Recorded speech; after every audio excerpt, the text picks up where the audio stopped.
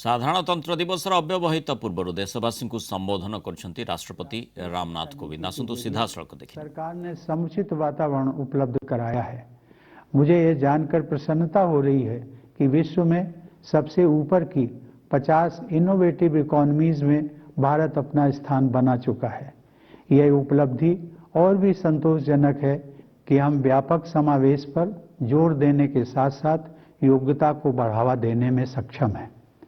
देवियों और सज्जनों, पिछले वर्ष ओलंपिक खेलों में हमारे खिलाड़ियों के शानदार प्रदर्शन से लोगों में खुशी की लहर दौड़ गई थी। उन युवा विजेताओं का आत्मविश्वास आज लाखों देशवासियों को प्रेरित कर रहा है।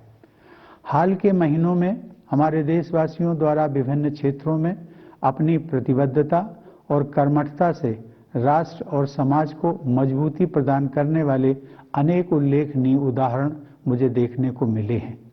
उनमें से मैं केवल 2 उदाहरणों का उल्लेख करूंगा।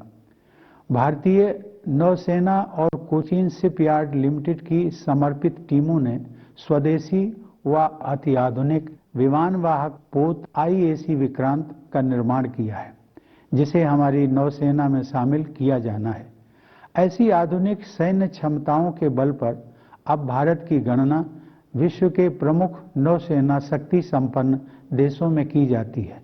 यह रक्षा के क्षेत्र में आत्मनिर्भरता की ओर अग्रसर होने का एक प्रभावशाली उदाहरण है। इससे हटकर एक विशेष अनुभव मुझे बहुत हृदय स्पर्शी लगा।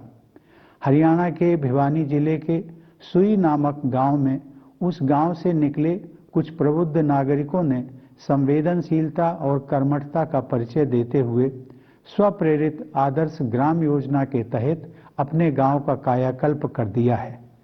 अपने गांव यानी अपनी मातृभूमि के प्रति लगाव और कृतज्ञता का यह एक अनुकरणीय उदाहरण है। कृतज्ञ लोगों के हृदय में अपनी जन्मभूमि के प्रति आजीवन ममता और श्रद्धा बनी रहती है। ऐसे उदाहरण से मेरा यह विश्वास दृढ़ होता है कि एक नया भारत उभर रहा है, सशक्त भारत और संवेदनशील भारत। मुझे विश्वास है कि इस उदाहरण से प्रेरणा लेकर अन्य सक्षम देशवासी भी अपने अपने गांव एवं नगर के विकास के लिए योगदान देंगे। इस संदर्भ में आप सभी देशवासियों के साथ मैं एक निजी अनुभव साझा करना चाहूँगा।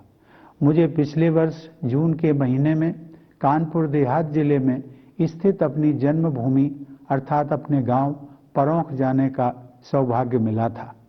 वहां पहुंचकर अपने आप ही मुझ में अपने गांव की माटी को माथे पर लगाने की भावना जाग उठी